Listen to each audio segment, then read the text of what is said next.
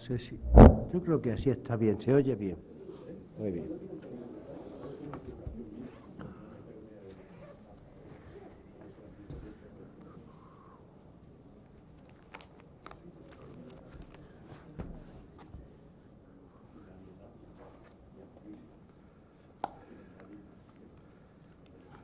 Disculpen ustedes los 5 minutos, pero es que he tenido que ir a la farmacia de frente a comprarme unas gafas, porque me he dejado las gafas en casa. Y yo tengo la vista cansada y sin gafas, y me gusta siempre algún dato que tengo apuntado, pues dárselo y no hablar solo de memoria. Y me han dado una un poco moderna, pues, pero bueno, parece que no es tan mal. Bueno, menos más que ahí frente hay una farmacia y he podido resolver rápidamente el asunto. Pues hoy ya es el último día de este curso tan agradable para mí y desearía que hubiera sido también para ustedes. Hoy nos queda, aparte de una especie de consideraciones finales sobre todo este periodo, pues la secuencia histórica más reciente, la que va de las elecciones de abril de 2019 hasta hoy. Como han visto, lo que he hecho en el curso, y así está en el programa, es examinar los acontecimientos y analizarlos desde el punto de vista constitucional. Los hechos producidos, qué relevancia constitucional tienen desde el punto de vista de la Constitución, qué se puede opinar sobre ellos. Lo que vamos a hacer hoy de las elecciones de 28 de abril, que fue donde nos quedamos el día anterior a hoy. El resultado de estas elecciones fue muy similar al de las elecciones anteriores, de los últimos 4 años, 3 años. Un Parlamento fragmentado y, a continuación, una vez que se constituyen las nuevas Cortes, se intenta pues la investidura a presidente de gobierno. Y esa investidura a presidente de gobierno fracasa. El rey propone al líder del partido más votado, ante la dificultad de que se le hubieran facilitado pactos más seguros o de más probable estabilidad, y este candidato realiza una serie de actos que deben examinarse desde el punto de vista de la Constitución, el candidato. Nuevamente, y no es la primera vez, ya lo vimos que pasó antes, en los años anteriores, se produce un desvío de las reglas constitucionales previstas en el artículo 99 de la Constitución acerca de la investidura. En el artículo 99 se dice que una vez realizadas nuevas elecciones, una vez constituidas las nuevas cámaras, pues se celebrará consulta del rey con los líderes de los grupos políticos del Congreso de los Diputados. Pues antes de que se realizaran estas consultas y después de realizadas estas y designado candidato, pero sobre todo antes, el presidente del gobierno abrió consultas propias en la Moncloa. Sí, bueno, que no, ya había ocurrido la vez anterior. O sea, el presidente del gobierno en funciones abre consultas propias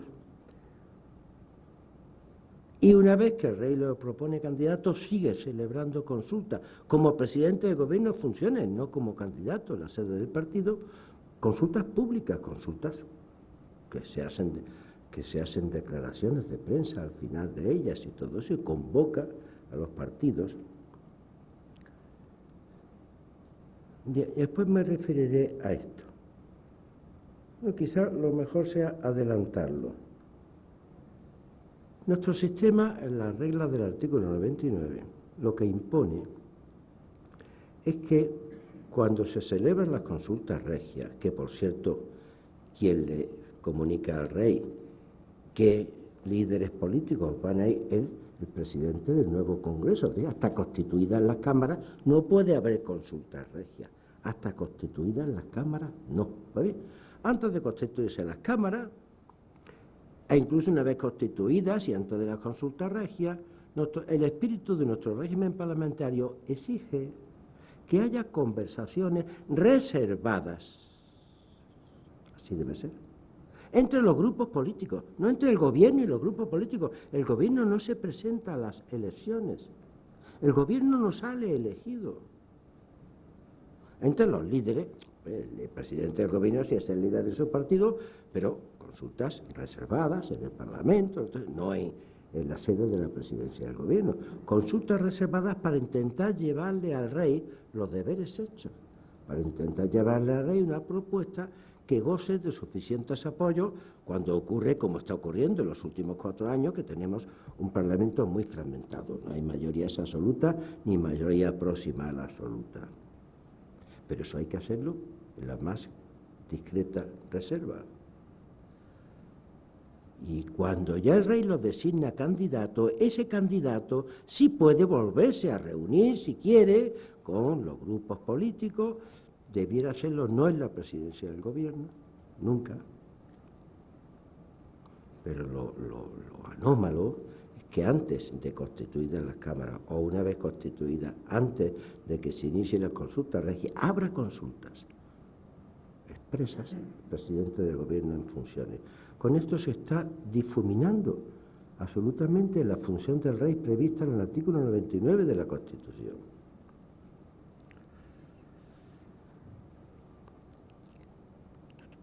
Como consecuencia de esos contactos, de esas consultas, no de las regias, sino del presidente del gobierno, se llega a un acuerdo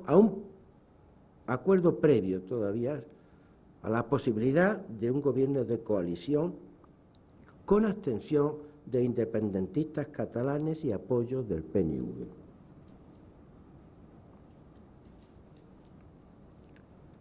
Y se produce el acto de investidura en el Congreso. Y ese acto de investidura nos pone de manifiesto otra realidad que debe ser objeto de examen desde la Constitución, desde el derecho constitucional. Y es que, en lugar de exponerse un programa que hubiese sido consensuado, pero un programa de gobierno no son unos principios, es un programa detallado, como nos enseña todos los regímenes parlamentarios y como nos enseña nuestra experiencia de antes de 2015. Pues no se ha consensuado realmente un programa, sino unos principios en ese pacto de posible coalición, que consistían sobre todo en reparto de carteras ministeriales, de vicepresidencias e incluso de puestos en organismos que por principio son o deben ser independientes. Consejo General del Poder Judicial, CNMV, Banco de España. Pero la cosa es todavía más llamativa cuando es en el propio debate de investidura, cuando en una especie de subasta pública se van subastando entre el señor candidato, don Pedro Sánchez, y el señor Iglesias, el presidente de Podemos, carteras, se hacen propuestas contra propuestas y se en pública subasta. O sea, no se trataba de haber pactado antes un programa de gobierno, se trataba de concretar, incluso de manera pública ante la Cámara, realmente sorprendente, un reparto de carteras. Y ese reparto de carteras fracasa porque allí públicamente, o sea que es un modelo de negociación extraordinario, ¿no? Públicamente, pues no hay acuerdo en ese reparto de carteras, no en programas de gobierno. Y entonces Podemos vota en contra y la investidura fracasa con gran disgusto de Esquerra Republicana de Cataluña, que pensaba sacar rédito pues absteniéndose y apoyando la existencia del nuevo presidente de gobierno y del PNV. Y esa es también desde el punto de vista de lo que debe ser lo que exige nuestra Constitución, la nuestra y cualquier otra de régimen parlamentario de gobierno, y sobre todo de monarquía parlamentaria, visto así, desde luego, es un desvío de esas reglas políticas bastante considerable. A mí me produjo realmente bochorno. Fracasa la investidura. El rey deja pasar un poco de tiempo antes de que terminen los 2 meses para ver si puede haber posibilidades. No hay manera porque no hay acuerdo ninguno posible ya se han roto las hostilidades, quizás por un cálculo electoralista del candidato que fracasó en esa votación, y pasan los 2 meses, se disuelven las cámaras automáticamente y nos vamos a unas nuevas elecciones. Se convocan las elecciones para el 10 de noviembre pasado. Nuevamente, entre la convocatoria de las elecciones e incluso entre la disolución de la Cámara y la celebración de las elecciones del 10 de noviembre, vuelve a utilizarse por el Gobierno el Consejo de Ministros como propaganda electoral. Esto se venía produciendo ya en los últimos 4 años. Cosa que en derecho no procede, porque los dineros públicos no se pueden utilizar de esa manera. El gobierno está para gobernar, no para hacer propaganda electoral, pero sobre todo porque además se produce una desigualdad de armas entre quien ocupa el gobierno, que tiene el boletín oficial del Estado a su servicio para hacer propaganda electoral, y todos los demás, inauguraciones, todo tipo, y en cambio los demás partidos que compiten, que no tienen estas armas. Pero esto ya es un mal que se venía produciendo los últimos 4 años. El resultado de las elecciones, un Parlamento aún más fragmentado del que teníamos. Si no me engañan los datos que he tomado, 18 partidos o agrupaciones de electores reciben representación en el Congreso. Y además, dentro de ese Parlamento aún más fragmentado, se produce una polarización más fuerte todavía, porque, por un lado, retrocede casi no hasta la desaparición, pero queda muy menguado un partido liberal de centro que se tenía en el imaginario, aunque realmente su comportamiento en los últimos años no lo acreditaba, como un partido de centro, liberal, que Ciudadanos prácticamente es centro. Hay un ascenso extraordinario de Vox, de la extrema derecha, o si queremos de la derecha más conservadora, extraordinario, más que duplica su representación. Hay un mantenimiento del PNV y de los independentistas catalanes, hay una bajada fuerte, pero no excesiva, de Unidas Podemos. El Partido Socialista se mantiene, pero pierde 3 escaños. Y el Partido Popular sube respecto de las anteriores, pero muy lejos de alcanzar los resultados electorales que tuvo en el pasado, o en el inmediato pasado, siendo 30 diputados, Rajoy. Así de que de 60 y tantos pasaron 89. Pero además se agudiza más la utilización de la representación política en el Congreso de los Diputados, que debe ser, como dice la Constitución, la representación nacional, es decir, cada diputado representa el conjunto de los españoles, dice la Constitución, se representa al pueblo español, no a cada uno de los territorios, porque en teoría el Congreso no es una cámara de representación territorial, sino de representación nacional. Ya lo explicó muy bien en un bar que en el discurso de los electores de Bristol, que consistía la representación nacional frente a la representación antigua de las ciudades. Bueno, pues se agudiza el carácter de Cámara Territorial del Congreso, cuando la Constitución dice que la Cámara de Representación Territorial es el Senado, que tampoco es exactamente, funciona como Cámara de Representación Territorial, pero aquí en el Congreso ya, y no solamente porque aparezca Teruel existe, que representa una provincia y solo los intereses de esa provincia, sino de otras más agrupaciones, de islas, que dicen en su campaña y en proclamas no solamente electorales, sino en declaraciones después de obtenida la representación, que están en el Congreso para defender los intereses de Lanzarote, o de Tenerife, o de Canarias, o de Baleares. Esto no es muy concorde con lo que la Constitución establece.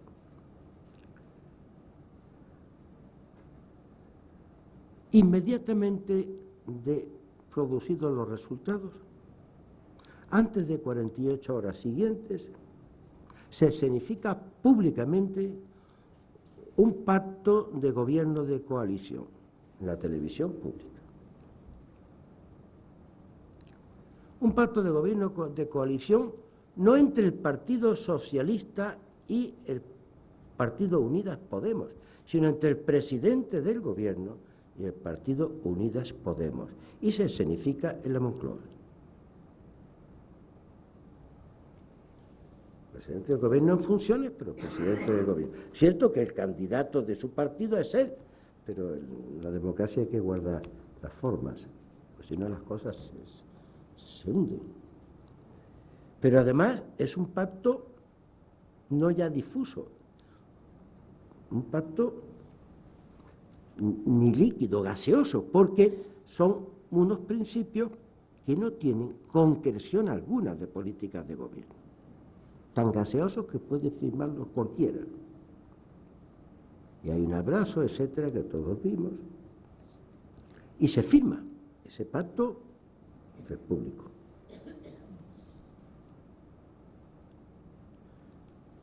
Características que me interesa subrayar de ese pacto. Primero, que no es un pacto de gobierno, porque no hay un programa de gobierno pactado. Es un efímero pacto de voluntades. Bueno.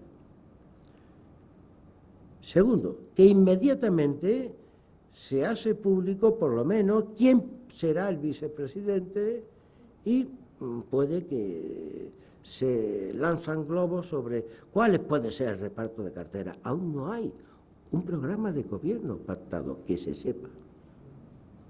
Tercero, que ni siquiera se han constituido las nuevas cámaras.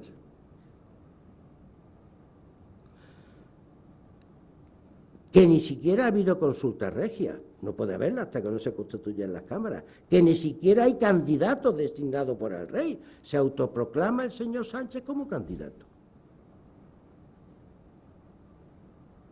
Creo que aquí el desvío nuevamente es superior respecto de la regla constitucional del artículo 99 al producido, como les dije, después de las elecciones del 28 de abril. Esto ya supera todo, a mi juicio, todos los desvíos. Es cierto que antes de las consultas regias, incluso si se quiere, antes de la constitución de la Cámara, de manera reservada, se pueden entablar negociaciones para llegar a pactos de coalición, pero esos pactos no deben hacerse nunca públicos antes de que las consultas regias hayan tenido como consecuencia que el rey ha designado un candidato. Porque se está suplantando la función constitucional del rey. Bueno, el llamado pacto se firmó cuando el rey estaba en Cuba. Pero hay otros problemas constitucionales, no de alejamiento de reglas, pero sí de espíritu del parlamentarismo. Los gobiernos de coalición o los pactos de legislatura pueden ser pactos transversales, efectivamente, donde no solamente haya partidos muy cercanos, sino partidos que pueden estar diferenciados de manera más profunda, pero no en lo esencial respecto del propio sistema político. Lo que se llama homogeneidad constitucional.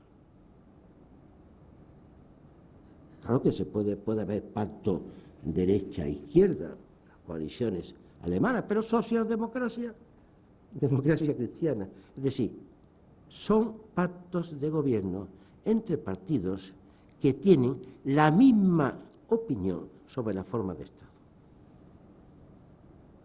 Por eso se les dice eufemísticamente partidos constitucionalistas. Bueno, partidos que están de acuerdo en las reglas de la Constitución. Pero lo que pasa es que este pacto de gobierno yo dudo mucho que sea concorde con ese espíritu. Este pacto que todavía, como no ha habido consulta, no se ha llegado a una investidura, no sabemos qué va a pasar, pero ya está ahí por lo menos la firma de un pacto que supone solamente una mayoría de 155 diputados y que poco a poco ha ido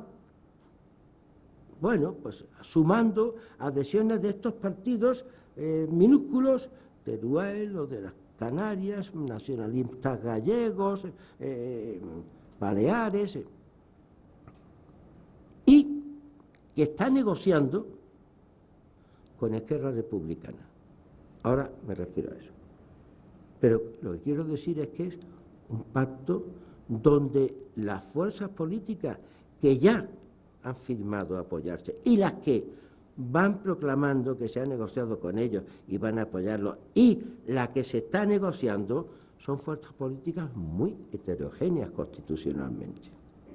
Que sepamos, Podemos no ha jurado de su pretensión de derribar la monarquía y establecer la república, ni mucho menos de su decisión acerca de que está de acuerdo con reconocer el derecho de autodeterminación, que eso rompe la Constitución, que está prohibido por el Tribunal Constitucional, por nuestra Constitución, en Italia por el Tribunal Constitucional italiano, en Alemania por el alemán, etcétera, etcétera. Eso ya no está dentro de la Constitución.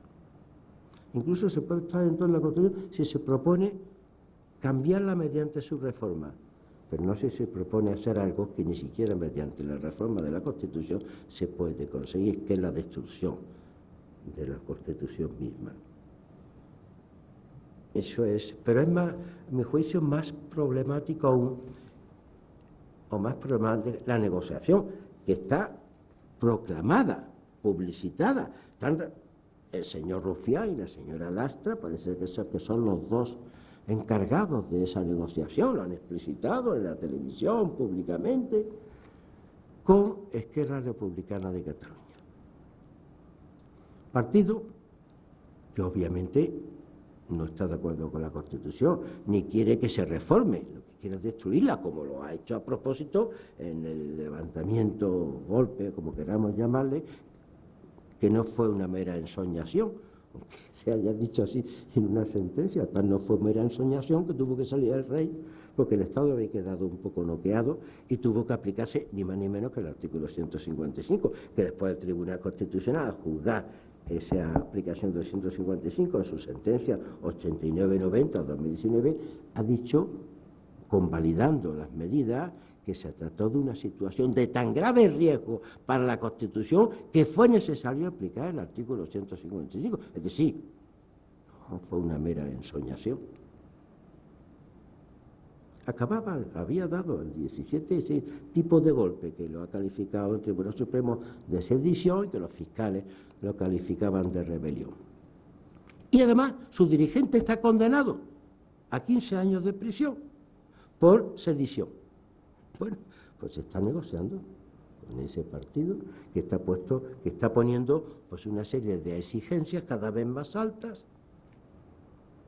para apoyar mediante la abstención a ese gobierno, porque solo si mediante la abstención hay ese apoyo, mediante la abstención, no el sí, puede salir triunfante la investidura, que aún no ha sido nombrado candidato. Es que todo esto es realmente sorprendente del señor Sánchez. ¿Se llegarán a hacer concesiones inconstitucionales dentro de estas negociaciones con Esquerra? No lo sé. Ya lo veremos. Lo cierto es que aunque se consiguiese al final esta Está gobierno de coalición, donde se van a integrar dos partidos que tienen 155 escaños, apoyados con el sí, con los conté el otro día, 12 fuerzas políticas parlamentarias más, unas con uno, otras con dos, 12. Y después con el apoyo indirecto mediante la abstención de un partido absolutamente antisistema, vamos, no se puede decir así porque lo ha demostrado, porque han dicho lo volveremos a hacer, o sea que no hay esto no es una, yo no estoy haciendo una afirmación política, es una afirmación factual que está al alcance de cualquiera. Aunque eso se lograse, ya veríamos a qué costo, es previsible que ese sea un gobierno condenado a la inestabilidad y a la ingobernabilidad en poco tiempo.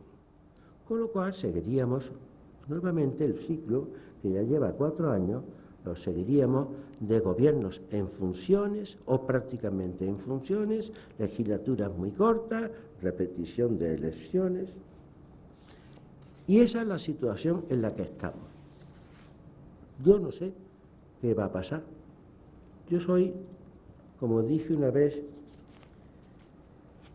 un pesimista moderado, y alguien me dijo, ¿eso es igual que un optimista moderado? Digo, no, el optimista moderado parte de una base, que es optimista. Pero modera un poco su optimismo. No, pesimista moderado parte de una base contraria. Yo es que soy pesimista, pero no he perdido la esperanza, por eso soy moderado.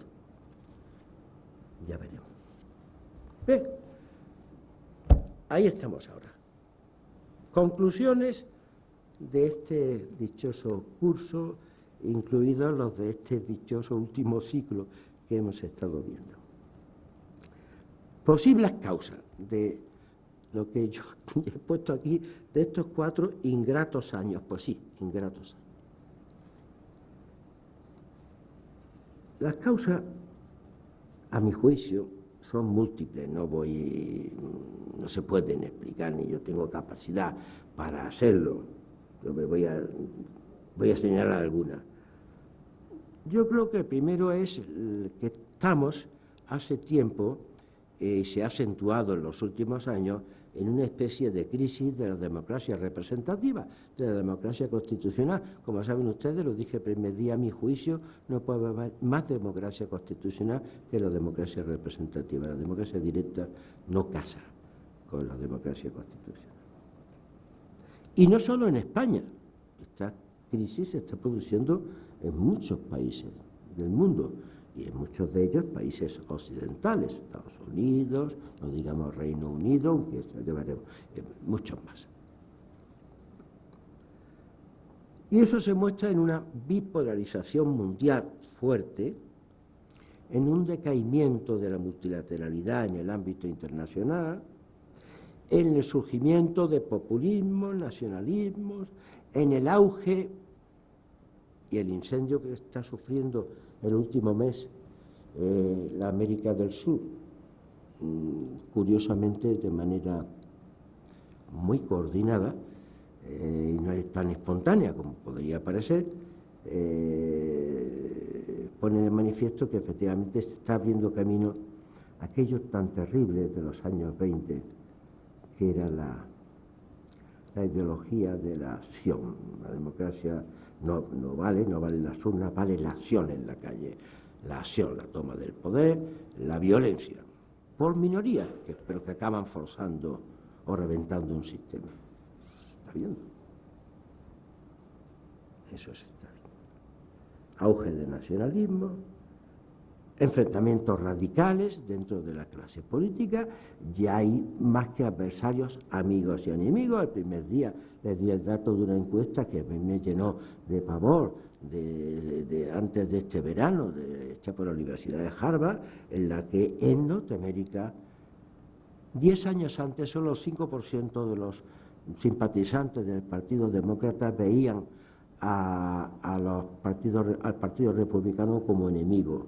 Y más o menos la misma cifra los simpatizantes republicanos respecto del Partido Demócrata. Y para antes del verano de este año había crecido entre el 35 y el 40% la opinión de los simpatizantes demócratas y mutuamente de los republicanos, de los otros partidos. El otro partido era enemigo de la patria, al que había que, la frase de Smith, había que expulsar o eliminar. Las políticas muy electoralistas, políticas a corto plazo que se están dando con la democracia constitucional, políticas de imagen,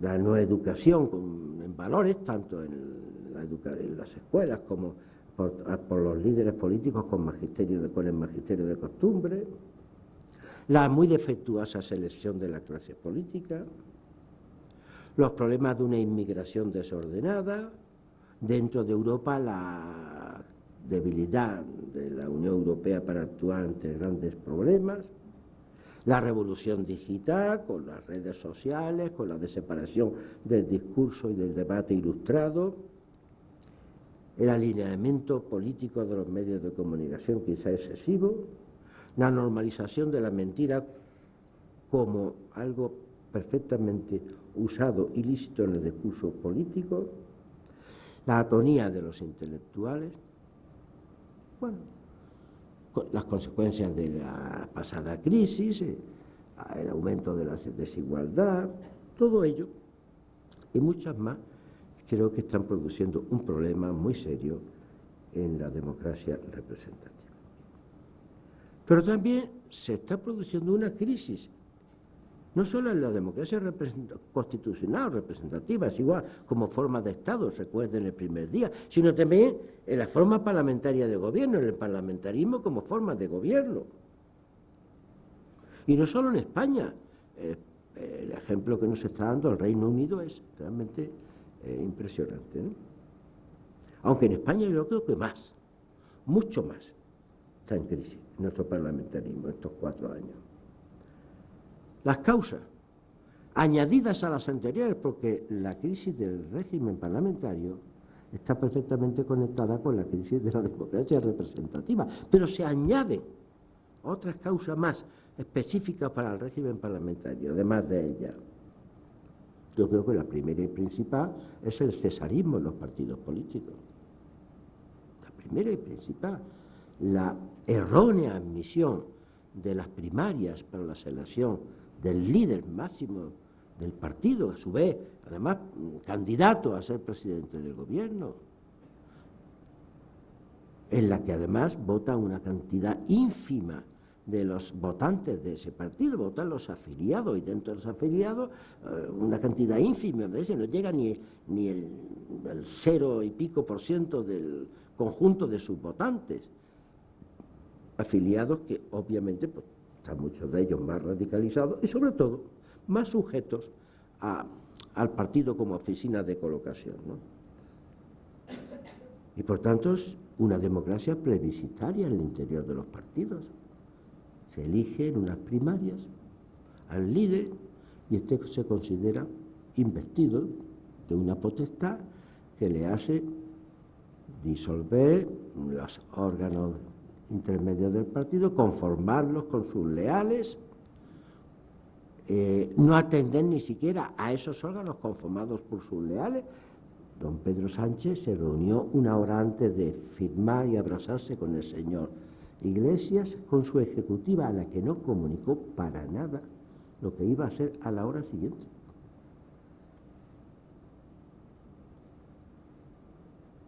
Por tanto, creo que se está contraviniendo el espíritu del artículo 6 de la Constitución, que exige la democracia en la organización y el funcionamiento interno de los partidos. Pero la democracia constitucional, ¿cuál es la democracia constitucional? La democracia plebiscitaria, no.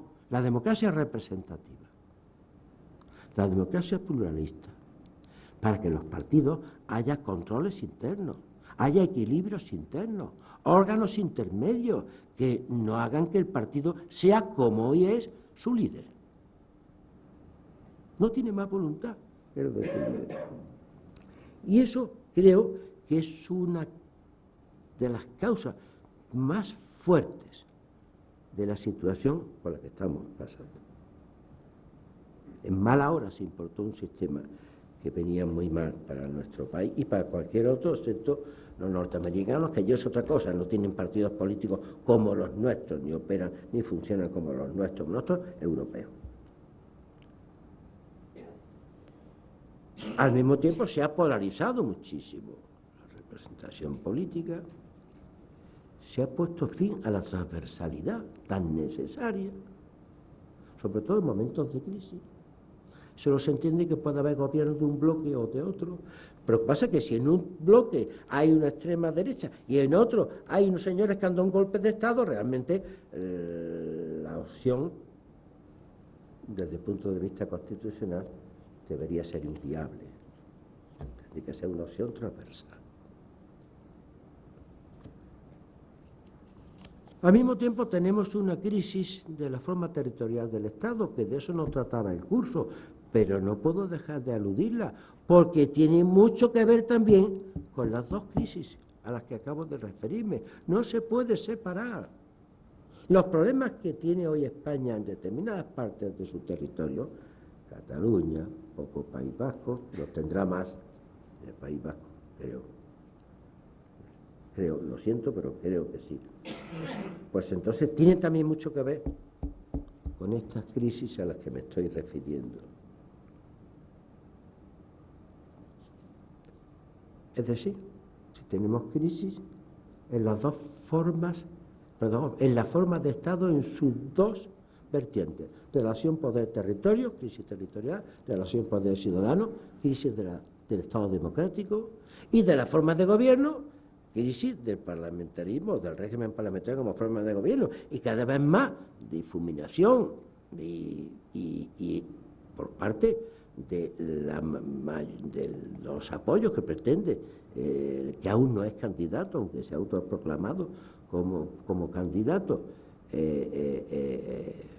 crisis de la monarquía parlamentaria. No solamente se está difuminando, no por su culpa, sino que además se está intentando formar un gobierno donde hay, tanto internamente como fuera, por apoyo externo, una decidida animadversión a la Constitución y a la monarquía.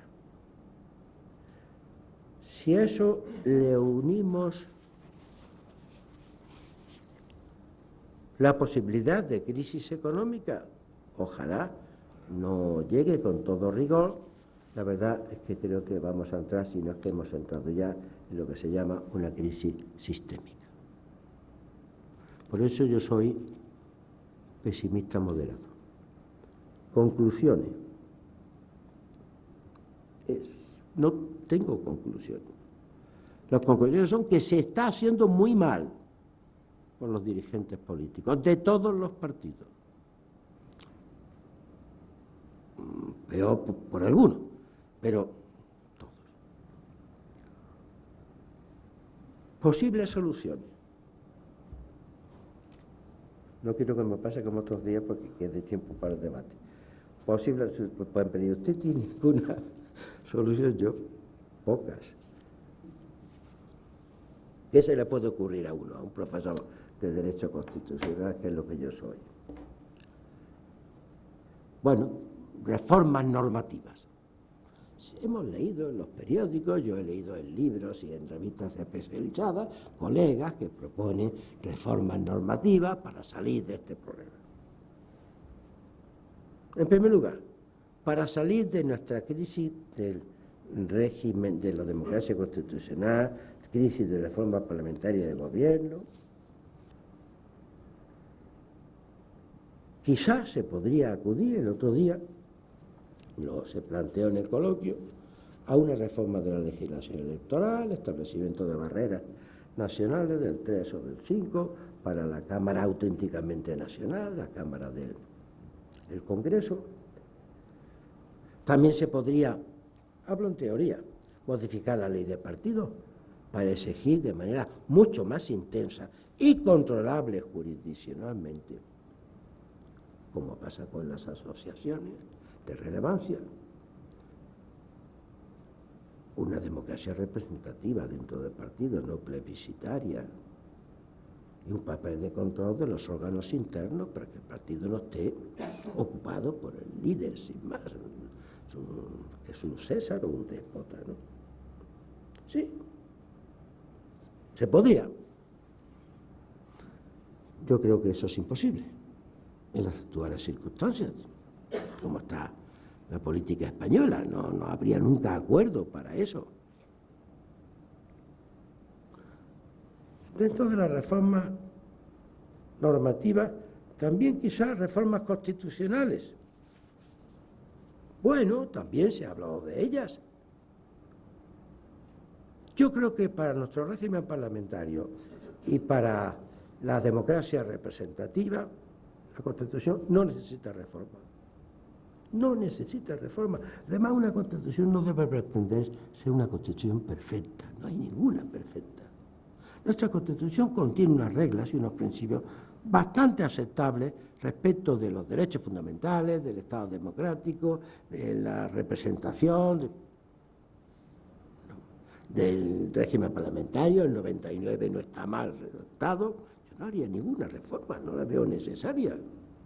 Quizás la única reforma es la que se refiere a la organización territorial, título 8, que algo tiene que ver con esto, pero esa reforma constitucional, primero, sería inútil, a mi juicio, para resolver el problema territorial, si es que se quiere conservar la Constitución y no destruirla, y tampoco la veo posible de ninguna manera en estas circunstancias. No sé que la reforma normativa la veo impracticable e incluso no completamente necesaria, aun con sus defectos en el ámbito territorial. Por ejemplo, nuestro sistema pudiera funcionar si hubiera lealtad constitucional por parte de las fuerzas políticas y si el Tribunal Constitucional cumple su función, como debe ser, de interpretar, aplicar y defender la Constitución. Pero es que, de todos modos, el derecho, aunque pudieran hacerse estas reformas normativas, que yo creo que las circunstancias nos dicen que no se pueden hacer, aunque pudieran hacerse, podría ser conveniente, no necesario, podría ser conveniente, que el derecho no lo puede todo, lo dije ya aquí, no sé si el primer día. Sin el derecho no puede hacerse nada estable en la vida de los estados. Pero el derecho no lo puede hacer todo, porque nuestros principales problemas no son constitucionales, no son jurídicos, son políticos. Lo que se precisa es de cambio, no tanto normativo como político. Una política constitucional, una fidelidad a los principios de la democracia constitucional y de la reforma parlamentaria de gobierno, aplicar la Constitución antes de cambiarla. ¿Por qué no se intenta aplicar bien, como se debe, de acuerdo con sus reglas y con sus principios y con el espíritu que anima las instituciones? La apuesta de los intereses generales por encima de los particulares, de los partidos. Pero, nuevamente, por eso soy pesimista, veo improbable que estos cambios en las actitudes políticas se lleven a cabo, salvo que hubiese una reacción ciudadana muy fuerte que hasta ahora no se ha producido. Hablo votando y eso la calle por encima de las urnas nunca, digo, bueno, la calle puede manifestarse pacíficamente, eso es otra cosa, hablo del poder de la calle, no.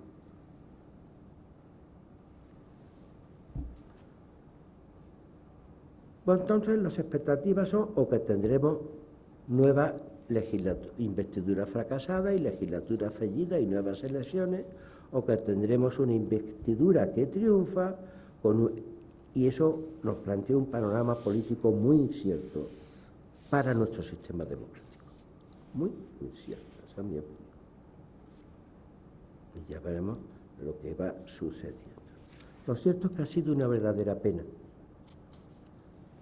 Una verdadera pena. 37 años, 38, 37 años de democracia constitucional, con defectos, con problemas, que han transcurrido de una manera, digamos, si no perfecta, bueno, aceptable. España experimentó un gran desarrollo en todos los órdenes, la sociedad española también, la crisis económica de 2008 se capeó relativamente bien. Pues eso puede estar muy en peligro, a mi juicio. Y es una pena porque la primera vez que se puso a prueba nuestro régimen parlamentario, que fue en las elecciones del 2015, antes fue fácil que hubiese gobierno, había un casi bipartidismo. La primera que se pone a prueba, y esa prueba la están pasando felizmente durante 50 o 60 años, en Noruega, Dinamarca, Holanda, etcétera, y hasta hace poco tiempo el Reino Unido. Pero bueno, sobre todo estos que tienen el Parlamento muy fragmentado, con acuerdos, con pactos, con diferencias entre pactos de Estado, pactos de gobierno, etcétera, nuestra clase política ha sido incapaz de adecuar su conducta a lo que la Constitución quiere. Ese es el problema.